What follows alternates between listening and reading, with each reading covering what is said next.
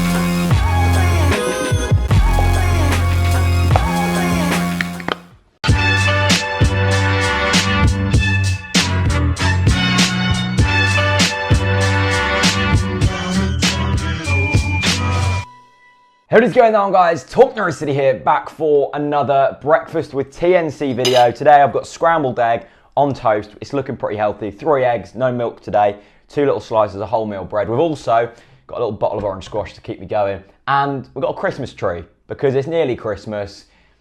I think it's acceptable to get excited about Christmas now. So let me tuck into this and I'll catch you in a moment. 2 hours later. Well, that certainly filled a hole. It was very nice. I've gone for the egg with no milk combo today, which was an interesting one. It wasn't quite so, I don't know, it was a bit more together, this scrambled egg, which is interesting, but it was okay, you know. Nice little job. So let's get into today's news. It's Monday, the day, well, 2 days after the loss at Barnsley. I hopped on to the Little Yellow Bird Project, lovely little website run by John Rogers and used to be Dan Brigham.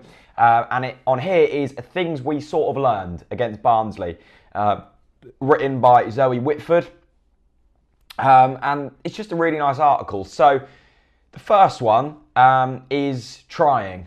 The first 45 minutes was very trying. I'm struggling to remember the last time I watched the Norwich City team put an entire half that was so utterly dreadful and completely embarrassing. A fairly harsh opening line, but completely true. I don't watch Barnsley regularly, but I would wager that they weren't playing close to their best, as the 5-minute sequence that involved both teams just passing the ball out of play would suggest. A better team could have been 5-0 up by half-time, and I completely agree with that. The first half, although we were only 2-0 down against Barnsley, we were still utterly dreadful, like woefully bad. Their first goal was some of the worst defending I've seen all season. Their second goal was a lovely hit, but at the same time, they had a few other big chances. So, yeah, I would agree with that. Go and check out this article on the Little Yellow Bird Project. I'll link it in the description. I'm also going to have a little read of this one. It says, defending. At the end of the game, Tim Close seemed to have been having a mostly mime chat with a fan along the lines of, what can I do if I'm not playing? The man's got a point.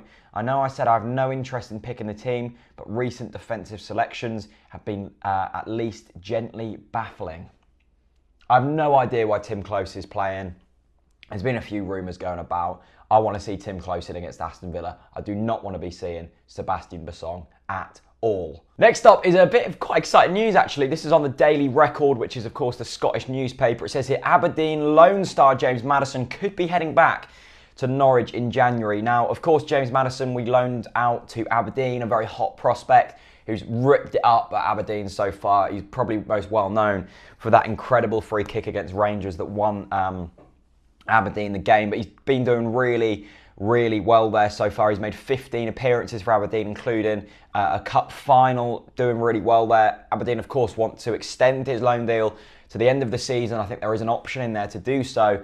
But Alex Neil has said that we might need James Maddison in the second half of the season, which would mean he'd be brought back. Now, a lot of people I heard were saying, well, oh, we let Maddison go, blah, blah, blah. To be honest, I can see where Norwich came from with this deal. Maddison has got Pritchard, Houlihan, Naismith, people like them ahead of him. People we've paid a lot of money for and probably better players, to be honest. And if you're just having Maddison sit on the bench, it's completely pointless. He's gone out to Aberdeen. He's going to obviously have learnt a lot. He's played well, and that is more beneficial to his development than sitting on the bench against Rotherham at home. You know, so I can understand why we loaned Maddison out. Very excited to see what he's got to show at Norwich, and it'll be interesting to see if we do bring him back in January, because I'm not too sure how the circumstances would have changed from the start of the season to now, because we've still got Naismith fit, we've still got Pritchard fit, we've still got Houlihan fit. I'm not sure where he'd fit in now, but if Alex Neil wants to switch it up and put it in there, then put him in there, then fair enough. The next article is from Paddy Davitt on the EDP. The headline is, physically, we are struggling to compete. Alex Neil on Norwich City's soft spot. So this was after the his interview after the Barnsley game. I was actually clipping some clips up for Radio Norfolk, and one of the main points was that Alex Neil felt his team were bullied. We were bullied off the ball by Barnsley. Now, I've played Sunday League football, and I'm a very average player, But what I will do is I'll get stuck in and I'll, you know, put a few shoulders in, get stuck in. That's easy to do. Anyone can do that. That is the easiest thing to change in football. Work rate and a bit of bloody, you know, getting stuck in. Them two things anyone can do. I could do it, you could do it, anyone could do it. What is very tough to get is talent and class and quality on the ball. We've got that. We've undoubtedly got that. Our whole team from front to back has got quality, right?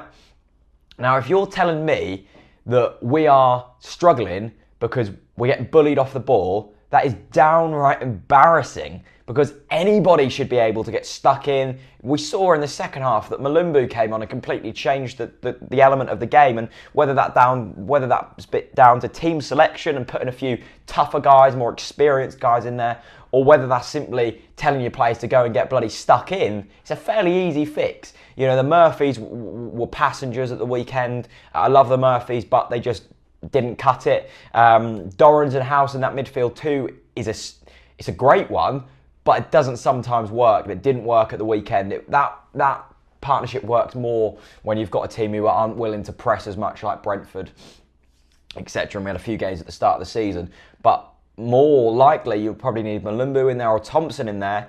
I love Thompson. I hope he's back from injury soon, to just try and get a bit of bite in that midfield that we haven't really had. So that really frustrated me when I heard Alex Neil say, physically we're struggling to compete. It's not tough to physically compete. Anyone can physically compete. The tough thing is competing on terms of quality, and we've got that quality. Anyway, that is some of the news today. Of course, we've got Aston Villa tomorrow. I'm going to be doing some previews today, so check them out on the channel. I also uploaded loads of videos from last weekend, the Barnsley game, and also an Inter Matalan video. If you want to get some merch, this is one of the things on offer, the Tim Close t-shirt, then please do go and do so. Links in the description to that. We've got these shirts, Wes Houlihan shirts, Breakfast with TNC mugs, and Irish Messi t-shirts all ready to ship. You need to order them soon if you want them before Christmas. A nice little gift for any Norwich City fans out there. So a big thank you for watching. This has been Breakfast with TNC. A massive thank you to Acle Bridge for sponsoring, and I'll see you very soon. Peace out. Once upon a time, a fairy tale.